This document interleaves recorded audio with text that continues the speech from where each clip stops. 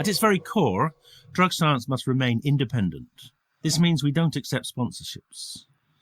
It's with the support of the drug science community we're able to do this and make the podcast in the first place. If you're able to become a drug science community member and support the show, you too will be supporting the dissemination of evidence-based drug policies. Without you, none of this would be possible. For anybody interested, there's a link in the show notes. Thank you.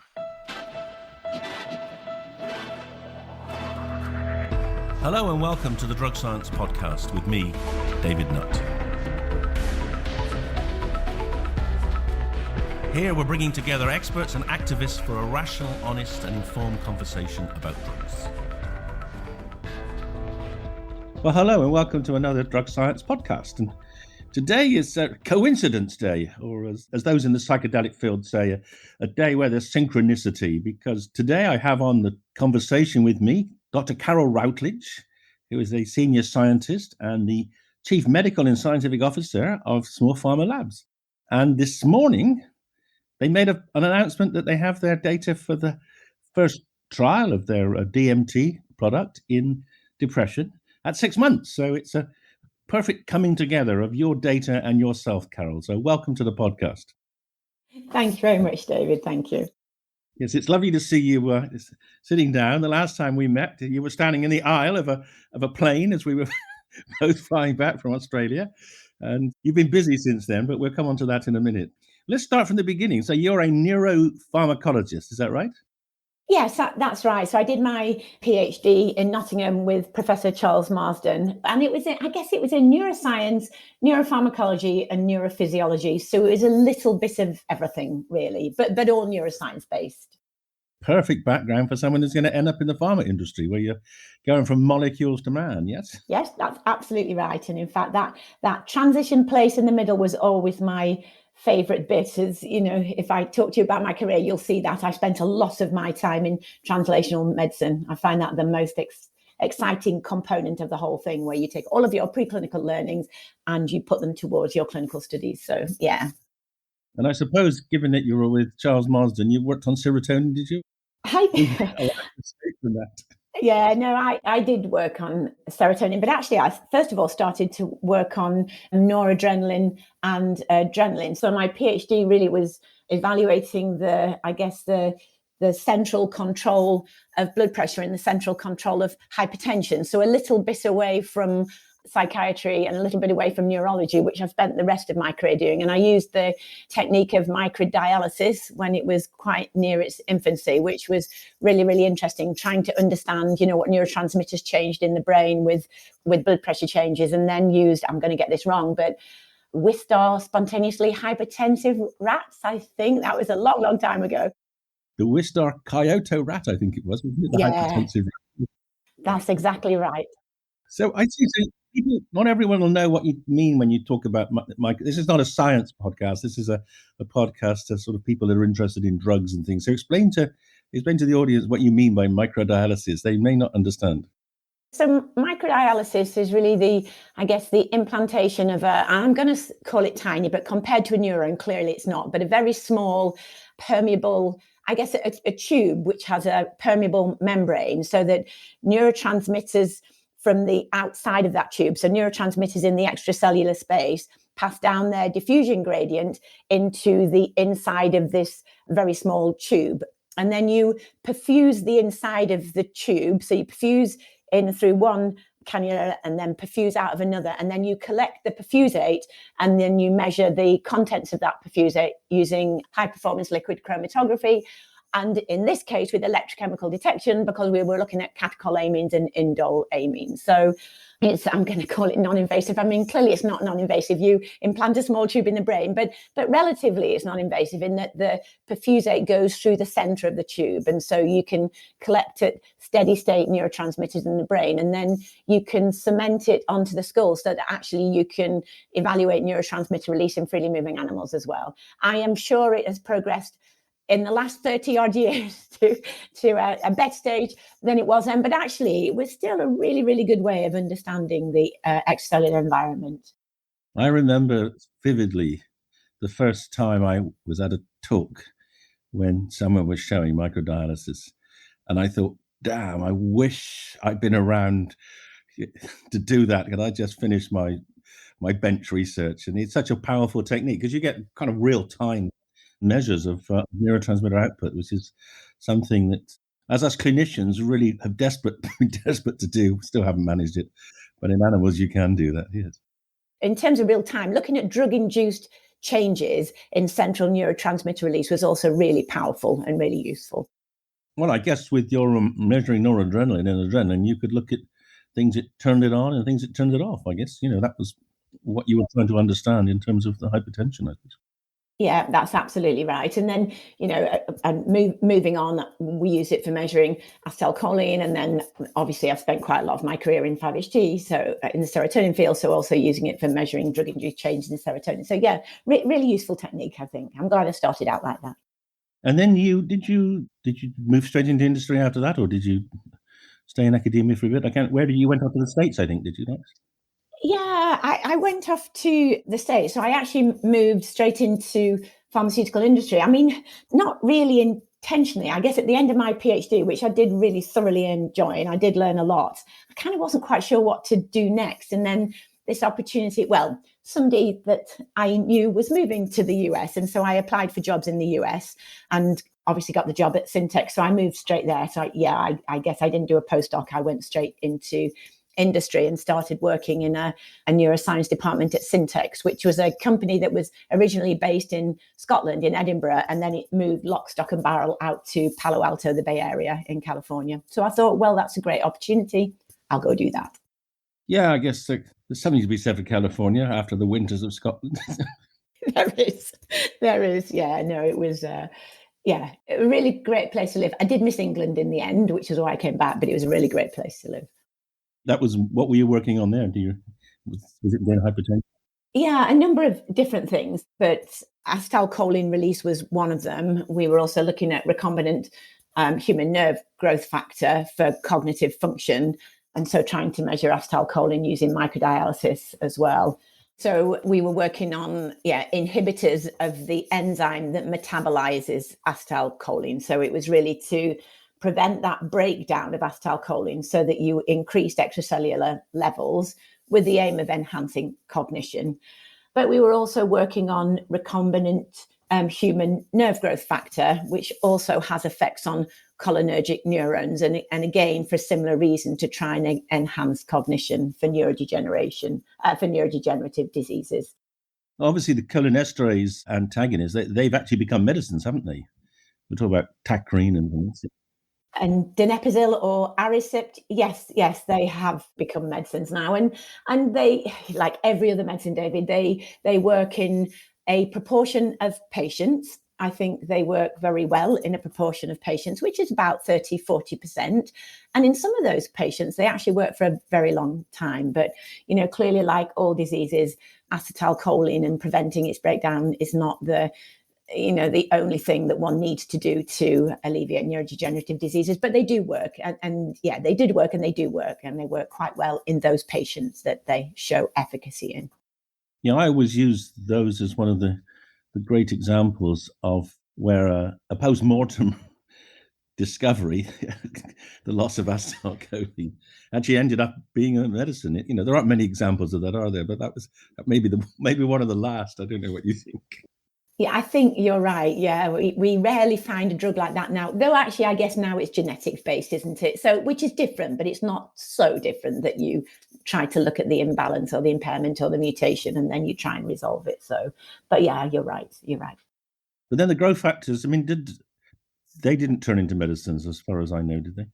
They didn't, and you're testing me because I left Syntex after 5 years. But one of the reasons, I have to get this right. I think it was based on looking at recombinant human nerve growth factor that researchers found that it had effects on, now I'm going to get this right, is it pain?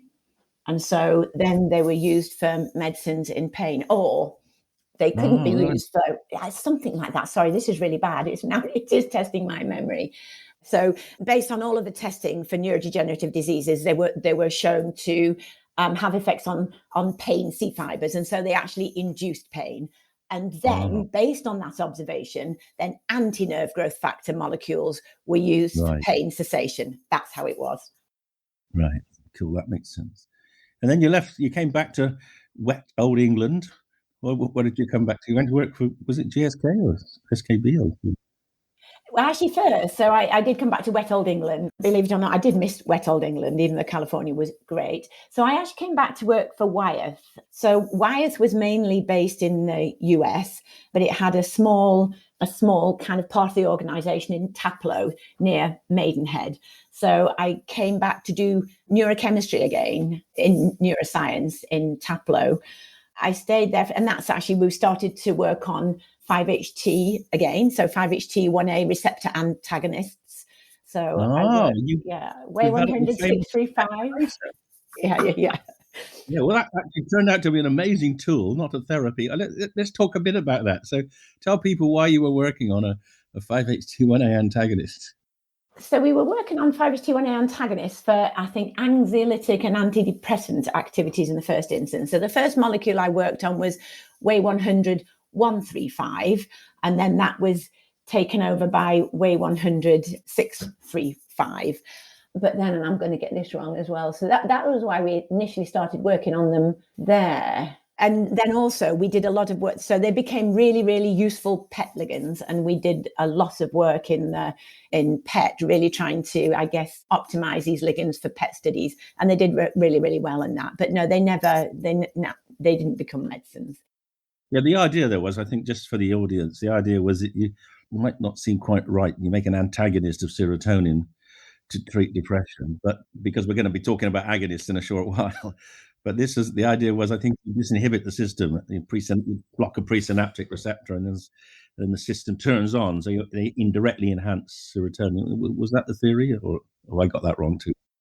Yeah, that was exactly right. And thank you for jogging my memory. Yes, they blocked presynaptic inhibitory 5-HT receptors. So you're right. If you stimulate those inhibitory receptors, they stop the release of 5-HT. But if you block them, you disinhibit. And so you then get an increase in extracellular 5-HT, which was postulated to be beneficial in depression.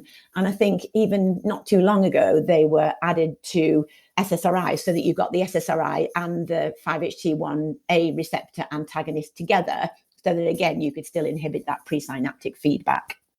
Absolutely, yeah, because there is a theory that actually it's the presynaptic feedback which takes several weeks to develop tolerance. So that's why there's a delay in the therapeutic action of drugs like SSRIs, which enhance serotonin in the synapse. So that serotonin in the synapse stimulates those 1A receptors. And definitely, if you put a 1A antagonist in with an SSRI, you get a bigger surge of serotonin. Yeah. But it was, as you say, they turned out to be the Way compounds were beautiful.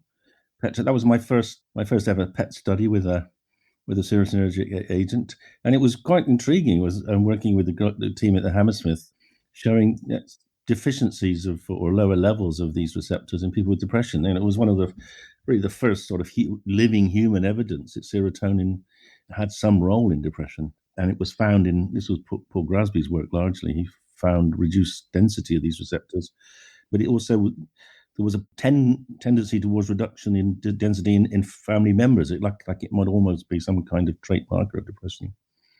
But sadly, they didn't turn into therapies. Although Wyeth at that time, you were doing very well with that drug called venlafaxine, that wonderful mixed serotonin. Right.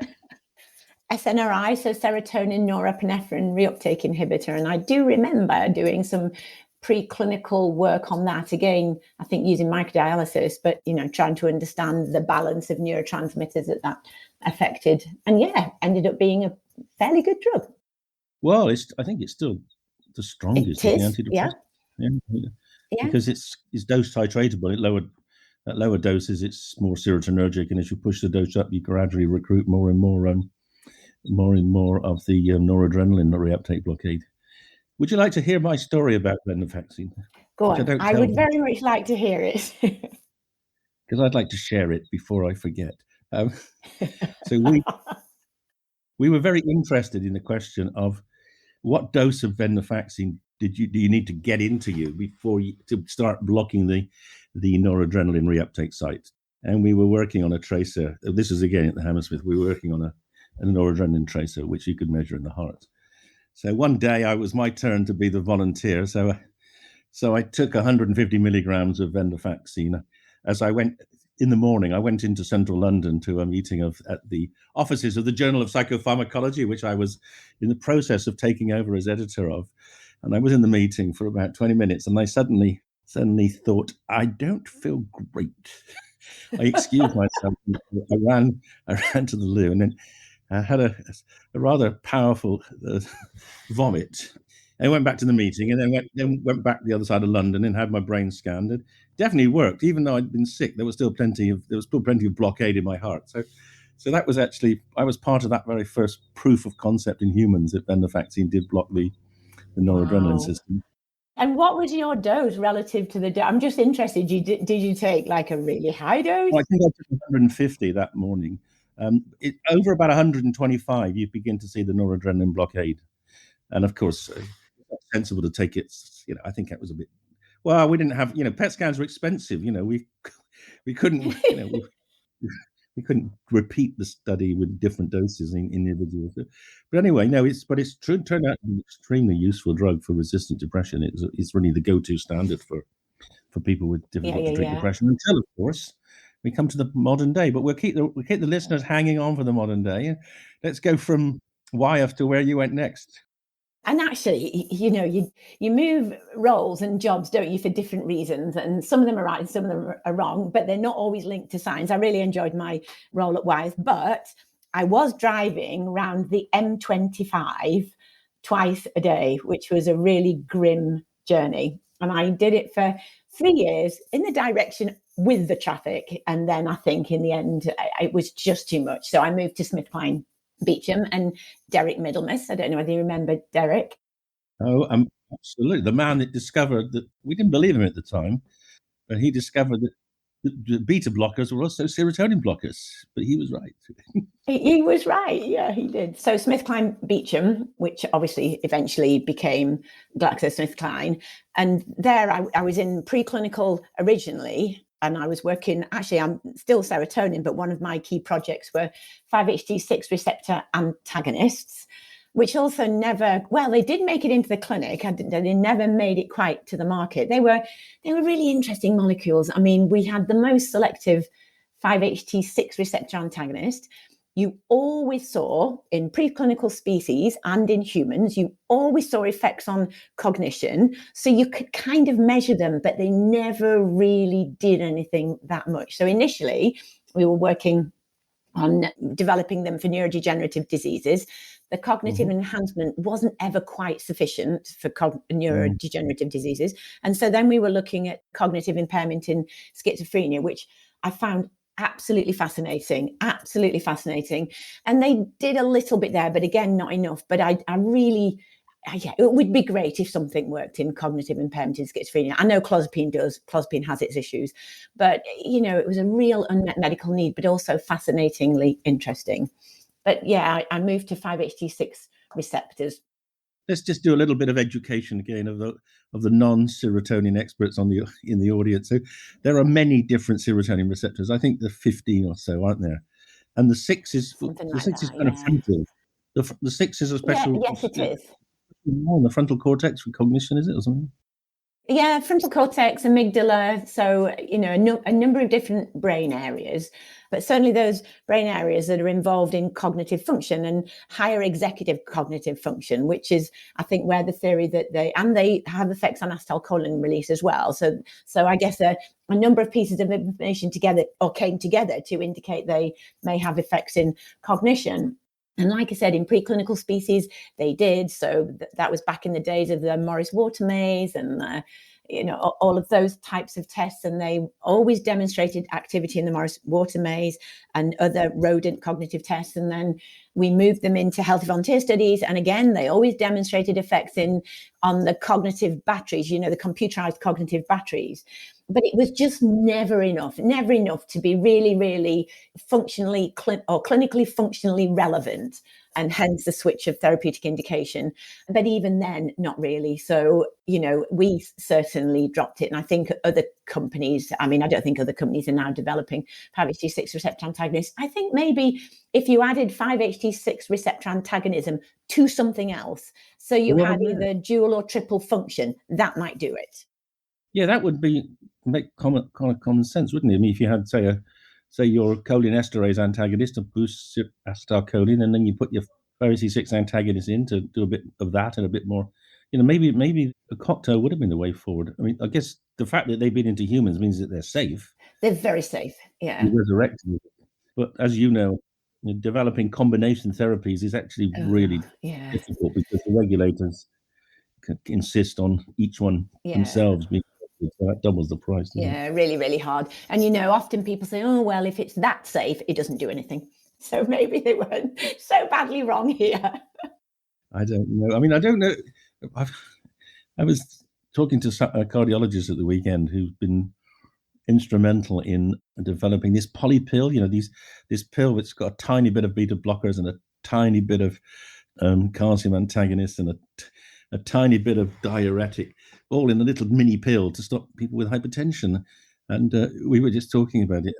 They spent, so these are all licensed medicines you're using in much smaller doses, so they're going to be less harmful. And they've always been used in combination in people before, so we know they're safe. But they've spent something like, this is a charity, they spent over £70 million trying to get through the FDA because of just the complexities of the burdens of using a mixed kind of pharmacology. It's just proved pretty damaging to them. So yeah, it's really hard because actually the FDA, and I get it. So the FDA want to demonstrate to them just that right mixture of doses. So they don't want you to go too high in any of the doses. So you have to show the safest, most efficacious combination. But, that could end up being a 2B or a phase 3 study with about 12 arms, just trying to get that combination right. No one can afford that, or very few companies. Well, that's when I moved to clinical. So at that time at SmithKline Beecham, and I'm sure you remember this, the days where, or maybe not, but the days where preclinical would do their preclinical stuff, clinical would do their clinical stuff, and we chuck the compound over the wall and hope that the clinical people managed to deal with it. And of course, it rarely worked. And so they kind of, SmithKline Beecham brought together these, I think they were what they called therapeutic disease strategy groups or something, where they got the preclinical people to speak to the clinical people, so that you had a much better idea of what to do with it in the clinic. And also the clinical people could inform the preclinical people of what to do preclinically. So I was leading one of those, and then that kind of moved me into the clinical arena. It was also the stage where phase 1 studies were feed and bleed. And again, just for the audience, a feed and bleed phase 1 study is just where you do you give the drug and you do PK and you look at safety and you don't really do anything else. So SmithKline Beecham wanted to put some science into those early studies and put some pharmacodynamic assessments into those early studies. And that was really interesting for me because it was my start or my delving into fMRI and PET studies and EEG. So that was really, really interesting. We used to work with the Institute of Psychiatry in London quite a lot. So that was really, really exciting. And it did start to change those really early clinical trials so that we really understood the dose. We really understood what it did at that dose, because, I was told really early on, never get to the end of a proof of concept study not knowing whether your study hasn't worked because you don't know the dose. So, even in your early studies, it's healthy volunteers, but you can get a lot of pharmacodynamic data and a lot of pharmacology out of those studies. Well, as a clinical pharmacologist myself, I completely endorse that. I think because the worst thing of all, and there are examples, I won't embarrass the companies on air, but there are examples of compounds which have actually kind of gone into phase 3 clinical trials without them actually knowing if they got in the brain, and then discovering afterwards they didn't. So it's just an extremely expensive mistake. We avoid that now. It is. It really, really is. Yeah, we do avoid that now. But I guess without the advent of these, CNS imaging methodologies and technologies, I could see why that happens. But you're right. We've no excuses now, really, because the tools are there and the tools are not so expensive either. So yeah, that moved me into clinical development, and that was always neuroscience. So neuroscience is, as you know, David, both psychiatry and neurology. But the company then, merged, was taken over. I still don't quite, I think probably Glaxo took us over, or we merged. I don't know how it was, but we clearly became one much larger company, and the CNS area also became a much larger department. And so then it was split into psychiatry and neurology. And my first role then was in psychiatry, actually. GSK psychiatry was mostly in Verona, and I was in the Centre of Excellence for Drug Discovery, CEDS as they were called, run by Emiliangelo Ratti, who lived in Verona. So we used to, the whole of the UK psychiatry department spent a lot of time in Verona, which was a very, very beautiful city and a very nice place to go. So that really, really great. I enjoyed my role very much there. And it was very much in the translational medicine space. You worked with preclinical colleagues and you worked with later clinical colleagues to make sure you transition medicines into first healthy volunteers and then patients in the right way. And my role then was kind of going up to the end of proof of concept, sometimes a little bit further, but proof of concept. And then I left for the first time and I went to biotech. Again, really not, I really enjoyed my job at GSK, but it was an opportunity and I'd never been in biotech. And as well as having a few psychiatry molecules, it had a couple of neurology molecules, also oncology. So they did a number of different things. They were called BTG. I don't know whether you know BTG in London. It was technology group. Yeah, it was started out as a British technology group, but when I joined, they were by then BTG. So they were, you're right, they kind of grew up helping universities in the UK to realize their commercial potential, or the commercial potential of the assets that they had. And so we did all kinds of things. MRI, I think there was a car engine somewhere, or parts of a car engine somewhere, a knee joint, but I was doing the life sciences, CNS bits. I didn't do any of those CNS bits. So like I said, there was a psychiatric compound. There was, I think it had a combination product, which was an SSRI and an esterase inhibitor, like we were talking about before, but that was really difficult. And I was faced with like a 9-arm phase 2B study, which was really difficult. I also worked on an omega oil for multiple sclerosis, which didn't work in the end, but it was a really interesting trial to set up. So I was there for about 6.5 years. Really, really enjoyed it. Massively steep learning curve. I think at one stage I was even acting head of CMC, which really is not my area at all. But, you use consultants, you use external people, you use CROs. So I don't think everyone will know what CMC stands for. I guess it's the manufacturing of it, molecules for GMP reasons. So when you go into clinical trials, you synthesize your drugs. So it was really synthesizing drug substance and your drug products. But it was great, really steep learning curve, learned a lot about regulatory there, learned a lot about toxicology, manufacturing, as I've said. But then I decided to move back to GSK, but this time into the biopharmaceutical division, because I'd done small molecules and the opportunity that was presented to me by a boss that I worked for when I was in small molecules was to go back and head translational medicine in the biopharmaceutical space. I've never done therapeutic antibodies before. And so I thought that was a really great opportunity to learn something different. The amyloid things, were they? Or they? Yeah, so like the beta amyloid antibodies. I mean, we were working on a number of different ones, including therapeutic antibodies for CNS disorders, so for brain disorders. But it's not the best thing to do, David, because their CNS penetration is so low. But their avidity is so high that you actually can get very small concentrations into the brain, and then they do something.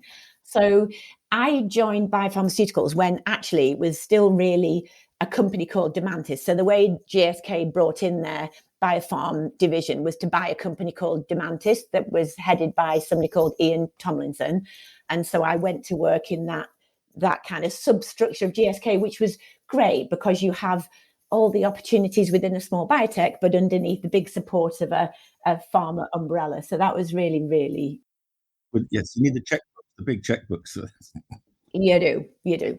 That was really interesting. But eventually, Demantis got swallowed up, which, often happens. There's no right or wrong model really in pharma. So it all got swallowed up and broken up. And I left at that stage and went into venture capital and worked for Kate Bingham for a couple of years. when she set up do you remember that semi-philanthropic Dementia Discovery Fund? Yeah, no, it was really interesting. And it was to set up this, or help Kate to manage this Dementia Discovery Fund that had philanthropic partners. So a lot of pharma invested in it. And it was really to find brand new ideas. So invest quite early with new ideas and then take them to the stage of seed funding and then into a small company. The research was great. I thought it was absolutely amazing. I would say I'm not a hard-nosed investor, really. I don't think I fit that bill ever such a lot, but it was brilliant while I was there. And then I went to the opposite extreme. I went to a non-for-profit organisation, Alzheimer's Research UK, and I did two things there. So I was a director of research, which was really great. We had a lot of partnerships, collaborations, and funded all kinds of dementia research.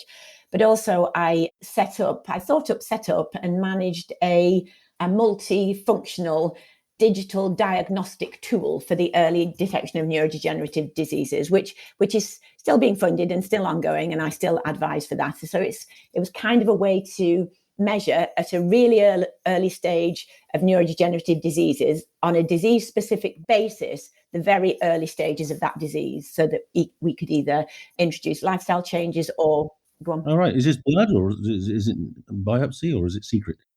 I mean, it's still in its, I guess, infancy, but it's actually measuring lots and lots of different things using digital tools. So like, fine motor movement, gait, cognition. Eventually we'll measure eye movements of various kind, auditory, EEG. And the idea is that across those diseases, at an early stage, when the brain starts to, I guess, malfunction, you will pick up various patterns. So, gait might do that, sleep might do that, EEG might do that in Parkinson's, but in Alzheimer's disease, it might go the opposite way. And then so it's a pattern of really early changes. And then we'll, try and map out those patterns using data science and AI to try and get an early fingerprint of disease progression in different diseases. So then I came from there to here. Tell people what Small Pharma is. Did you set it up? No, actually, Small Pharma. So I came to interview at Small Pharma because I guess I was kind of looking for something that I hadn't done before, which was work for a startup company. So Peter Rands actually set up Small Pharma. And Peter's idea was that you use molecules that you already have activity. So they're known, they're already out there, but you change them in a certain way to either make them more efficacious in a different disease. And then you have a expedited development route to take to the market. And I think one of the things that they worked on first actually was one of the derivatives of ketamine. And that got Peter into, I guess, closely into the field of psychedelics. And that's when, and then the company, there were only a few people there, but they did a big review on the psychedelic space and decided to start working on DMT.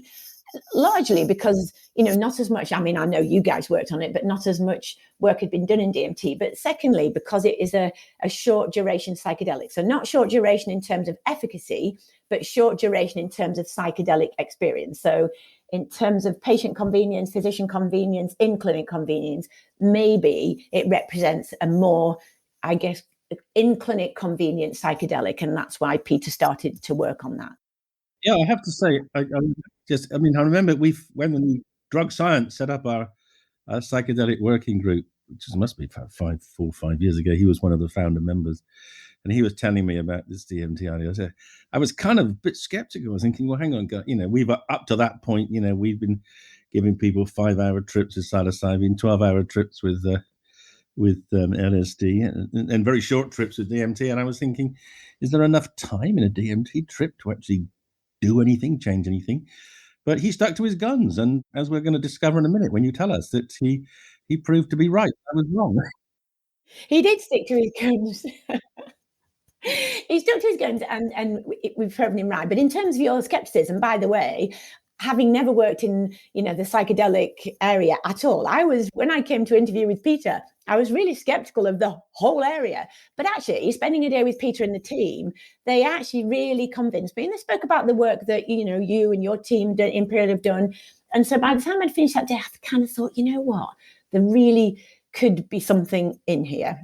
So I'll join and find out. So I joined when, I guess, they the team, and Ellen James was spearheading this study. So she had already started working on the design of the study. They went to get advice from the MHRA, and based on that, so the study was just going to be a phase 1 study, but based on advice from the FDA, they changed that study to a phase 1, phase 2A study, so that you could collect all of the data in phase 1 in psychedelic naive healthy volunteers, and I'll explain why in a minute, and then roll straight over into a phase 2A study without having to apply back to regulators and ethics. The regulators also were quite happy for Small Pharma to start a patient study first. But the reason they didn't, and the reason they decided to start with a phase 1 study, is that they really wanted to better understand the doses of DMT. And for the audience purposes, SPL026 is our DMT fumarate, so it's a salt form of DMT. The doses of DMT that elicit a psychedelic experience but are safe and well tolerated. And that's why we selected psychedelic naive healthy subjects, because we thought that they would be, I guess, the least psychedelic resilient. And so if it wasn't going to be tolerated, maybe that population wouldn't tolerate it very well.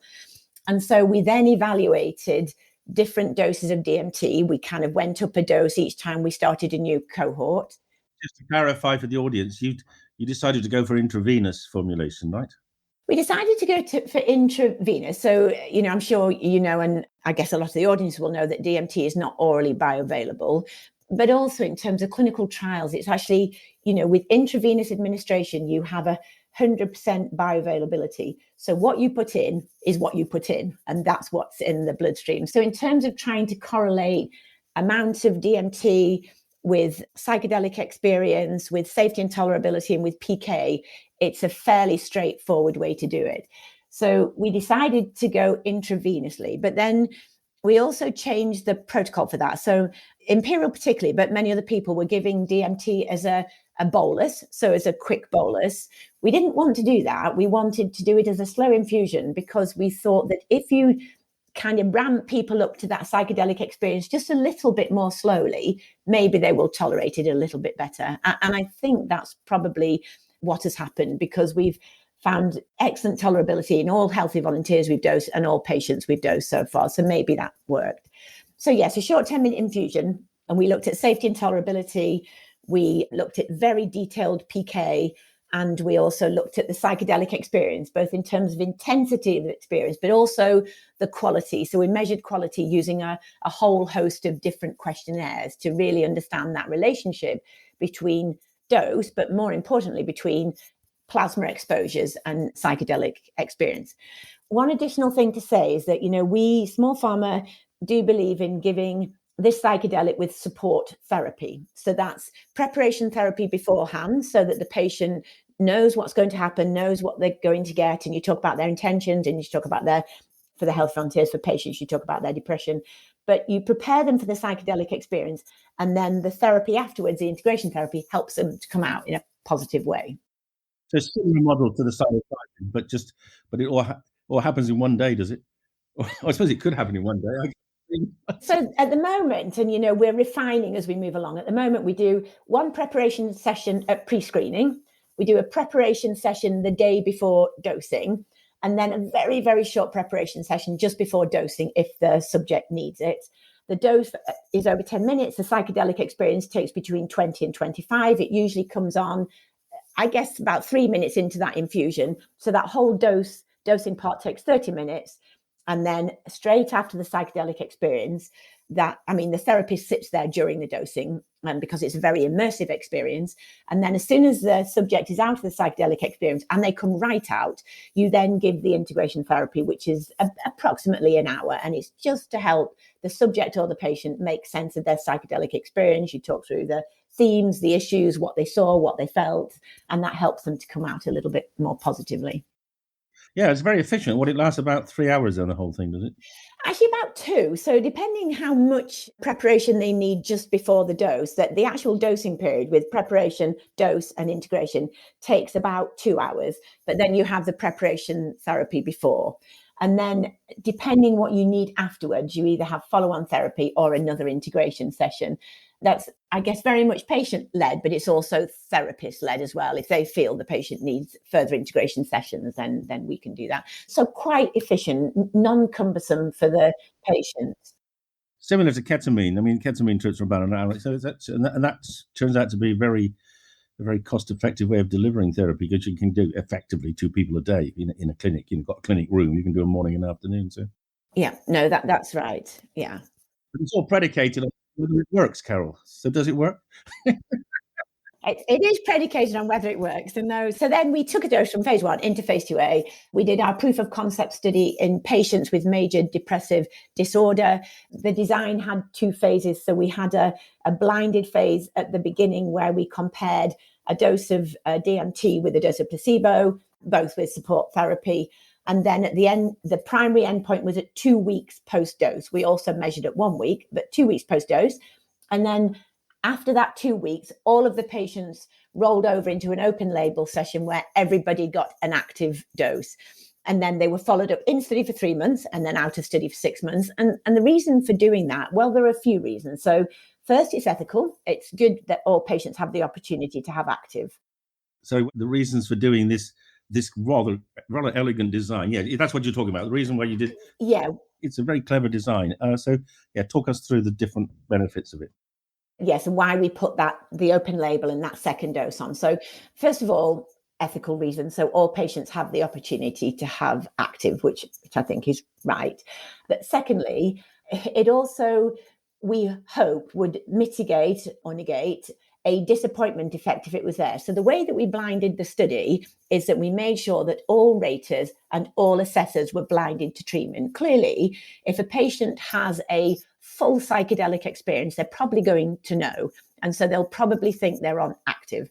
So it's very, very difficult not to functionally unblind the patient. So, but you blind all the assessors. So all of the assessments are done blinded. But if the patient had placebo, or if they didn't respond, and actually all of the patients did, by the way, in terms of psychedelic experience, all of them did. If they were on placebo, they wouldn't definitely know, but they might know. And then if that leads to a disappointment effect, it could potentially bias your placebo group. And so the fact that they knew they would get an active dose, we hoped would mitigate any potential disappointment effect. So you didn't bias your.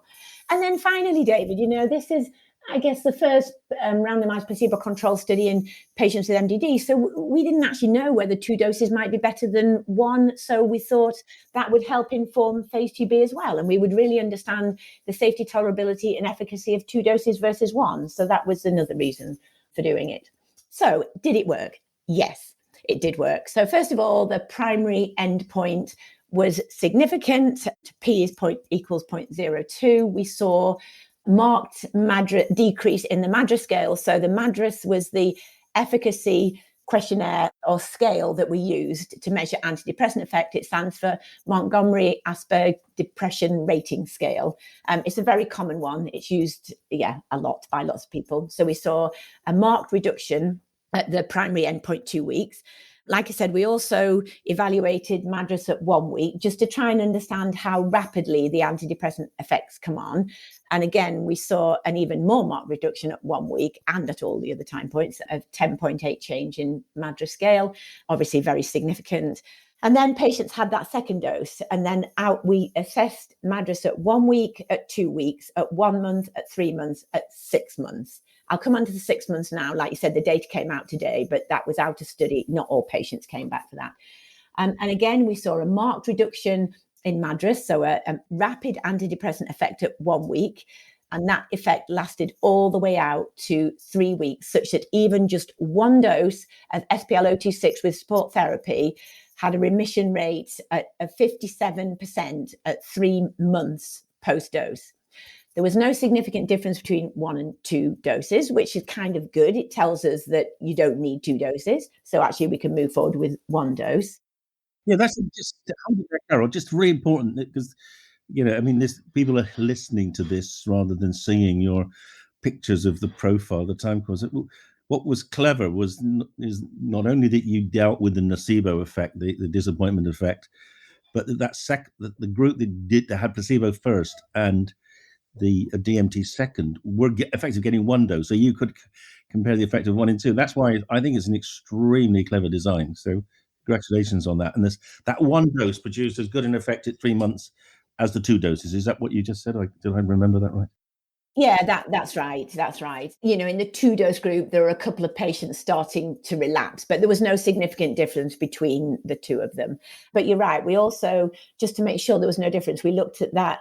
So the patients that had placebo in the blinded phase and their first dose in the open label. So you're right, their first active, we compared the effects of that dose with the active dose in the blinded phase, and there was no difference. So you're right. Theoretically, we could then look at a lot of data from patients on a single dose. So then of the patients so 25 patients came back, which I thought was actually pretty good. 34 patients in total, by the way, in the study. 25 of those patients came back for that 6-month assessment, and of the patients that were in remission at 3 months, 64% of them were still in remission at 6 months. So, that really, really supports the durability of just a single dose of SPL026 with support therapy. Yeah, it's impressive. Well, I was proved wrong. Yeah. I don't like to prove you wrong, David, but this time I do like to prove you wrong. Yeah, it raises an interesting question, doesn't it? I mean, about because we'd assume that quite a lot of work might have been done during the 4 or 5 hour psilocybin trip, but and I guess I don't know whether you can address this, but I guess presumably your explanation would be, even at 20 minutes of seeing something different gives you something to work on. You've changed the brain. They're not. You've given them a chance to escape from the depressive thinking, and then they can work on that experience afterwards. I mean, you're absolutely right. And, I guess we're both pharmacologists, but, these drugs have pharmacology. I know we all focus on the psychedelic experience, and the psychedelic experience is clearly the consequence of the pharmacology, and not just of 5-HT2A. All of these molecules, to different extents, are agonists at 5-HT1A, 5-HT2C, and a number of other receptors. And based on that polypharmacology, I think potentially that's why the experiences are different between the different molecules. Now, clearly the route of administration makes a difference as well, but there has to be something different about them to give them slightly different psychedelic experiences. So yes, one aspect is the pharmacology, and no matter what that psychedelic experience is like, that pharmacology will be doing whatever it's doing, changes in neuroplasticity, increases in global connectivity, all of those amazing things that Chris Timmerman talked about in his paper. It was a very difficult paper to read. I had to read it about 5 times, to be honest. It was very complex. But so the pharmacology is just something. And so then the question is, even though it's a moot point, because all of these molecules will cause a psychedelic experience based on their pharmacology, do you need a psychedelic experience? Again, I think our thoughts, certainly with internalizing disorders like depression, probably PTSD, maybe OCD, I think we think you do need a psychedelic experience. But again, until some of the, I guess, newer companies bring these molecules forward without 2A stimulation, I guess we may never know. But then if you don't have the 2A stimulation, you remove the pharmacology. And then maybe the neuroplasticity doesn't work either. I mean, it's a really complex thing. And it's almost impossible at the moment to separate the two things, because like I said, it's a moot point. You give a psychedelic, you get a psychedelic experience.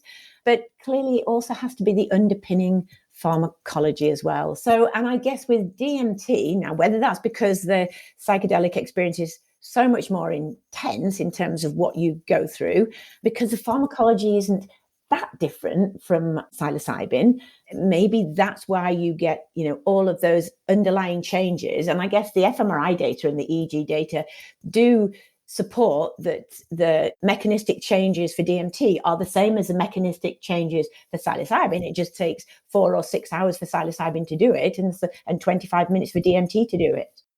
Yeah, the paper that Carol's referring to is a one that came out last week or the week before by our group. Chris Timmermans is the first author. It's in PNAS. Actually, it's probably the best imaging paper we've ever done, because it's the first time anyone has ever done fMRI and EEG simultaneously with a psychedelic. It kind of confirms a lot of the theories we've had. So that's useful underpinning for what you're doing. You can show people pictures of DMT in the brain even. Yeah, no, it's very, very useful. I will ask Chris if I can borrow some of those. No, it was an amazing paper. It really, really was. But like I said, very, very complex, but it was great having both the EEG and the fMRI, the different methodologies. Yeah, I know it's really good. And I'd like to think all of that underpins the antidepressant effects that we've seen and the durability, I guess, the rapid onset and durability from just one dose. I do think it's important to stress that, actually. Yes, it might. I mean, the rapid transition might, in an interesting way, be more therapeutic. It's a really moot point, and you need some quite clever experiments to separate that. But let's not worry about the mechanism. Let's worry about where you go next. So, what is the next big step for Small Pharma? I mean, we're doing a few things, but two key things. So the next step with this molecule is to move to phase 2B. And one of the key things, there's two additional things we want to evaluate, clearly efficacy and repetitive onset, but the blinded phase will probably be for 3 months so that we have blinded durability data. But then we'll again roll them over into an open label phase, but where they can have an active dose, but they'll only have an active dose if they've relapsed or if they didn't respond at all in the blinded phase. And the reason we're doing that is that will really explore how long the antidepressant effects last.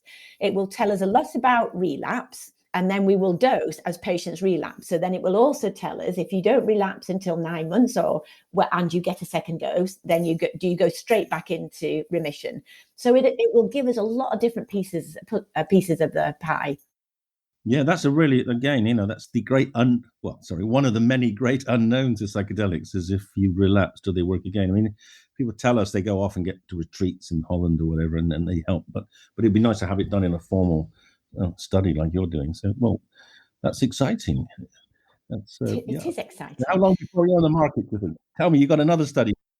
Well, no, because I said there were two things. So the other thing we are looking at intramuscular administration as well with OT6, but the other thing is we're bringing our deuterated follow-on molecule forward. So that's just started a phase 1 study in healthy volunteers where we're evaluating the safety, the tolerability, the pharmacodynamics and pharmacokinetics of our deuterated molecule following administration intramuscular versus intravenous. So we get a really good idea of what that molecule looks like. And the key aspects of the deuterated is, going back to acetylcholine and esterase inhibitors, is that when you deuterate, you decrease the metabolism of DMT.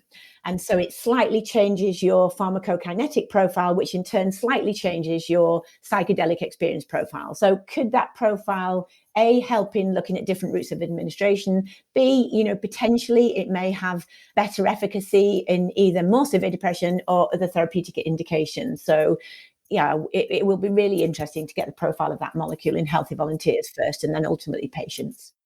So when will you have those two sets of data, do you think?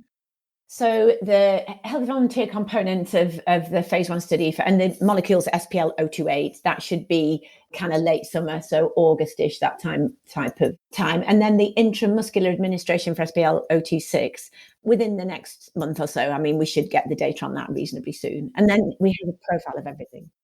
What about the clinical? When were your the 2B study, your depression trial? So we'd like to start that towards, like I said, we're finalizing protocols, we're finalizing preparations. We'd like to start that towards the middle of this year. And it will probably take about 18 months. Potentially we'll get some of that blinded phase data earlier than that. But yeah, you've got to enroll. We've got the blinded phase and we've got the open label, long-term safety, long-term efficacy, relapse type part of the study. So yeah, probably 18 months. And how are you dealing with, there's been a lot of debate about how you deal with people on SSRIs. Did you take people off your SSRIs for your trial? I don't. So for the phase 2A study, we did wash off before we gave O26. If patients came to the trial on an SSRI, if they still had depression, so if they're diagnosed with depression using the Hamilton Depression Rating Scale, and we felt it was safe to wash them off, and that wasn't the case for all of patients. Some patients we didn't wash off, so they couldn't come into this trial.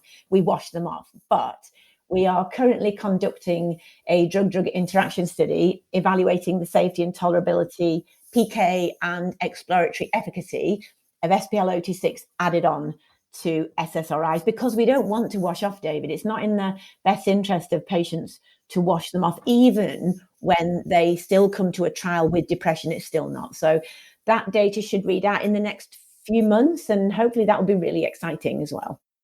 Yes, it'll be fascinating to see if the effects are as great, and if both in terms of the immediate psychedelic effects or the enduring effects. Well, that's a lot of work you've got going on with you, Carol.